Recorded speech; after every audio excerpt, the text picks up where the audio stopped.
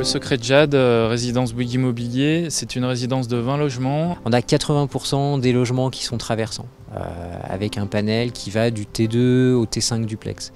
On est parti à la base sur des petits collectifs qui ont évolué pour devenir des plots intermédiaires, donc des choses beaucoup plus petites, qui vont avoir les qualités du collectif, c'est-à-dire que la voiture est complètement enterrée, complètement dissimulée, et en même temps, en termes de gabarit et de volume, on est sur quelque chose qui ressemble plus à des grosses maisons. Donc on a quelque chose qui est beaucoup plus aéré, beaucoup plus ouvert, et puis pour les logements, ça permet aussi d'avoir des expositions qui sont meilleures, puisque au lieu d'être dans un appartement avec une ou deux expositions, là on va pouvoir travailler sur des logements qui sont traversants, avec des ouvertures au nord, des ouvertures au sud.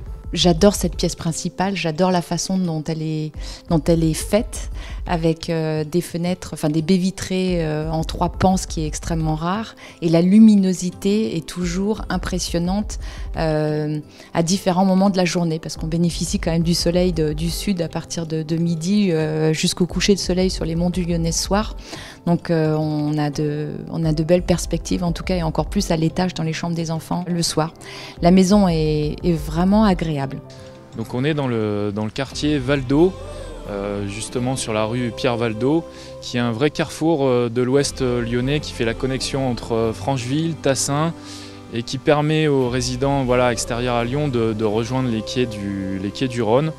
Donc c'est un lieu qui accueillait initialement une structure d'accueil pour des enfants, une structure qui était composée de bâtiments un peu disparates, en mauvais état. Et l'association qui est propriétaire du lieu a décidé de relocaliser cette structure d'accueil sur la partie plus basse du terrain et de libérer de fait la partie haute sur laquelle nous nous trouvons aujourd'hui pour créer des logements. On passe le bruit de la rue Val-d'Eau, on fait 10 mètres et on se rend compte qu'on est dans une résidence très très calme, arborée, avec une vue dégagée sur les monts du Lyonnais. Donc vraiment plein d'atouts. Je trouve que c'est apaisant de se retrouver dans cet espace vert, très préservé et très très calme. Alors je vois souvent des écureuils, je vois énormément d'oiseaux à tout moment de la journée. Je travaille en ce moment, je suis plutôt en télétravail, donc on va dire que c'est un paysage, un décor et une verdure et une faune animalière qui est plutôt agréable tout au long de la journée.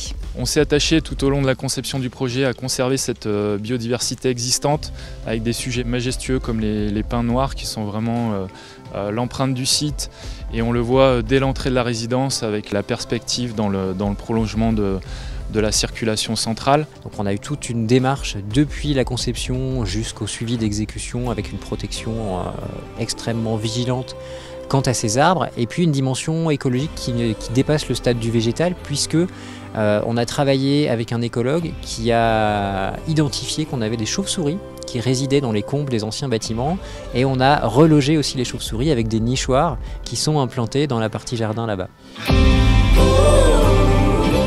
On a, nous, amené notre touche d'aménagement dans le sens où on a conservé les espèces protégées, on a mis en place des carrés potagers pour les résidents, une maison insecte.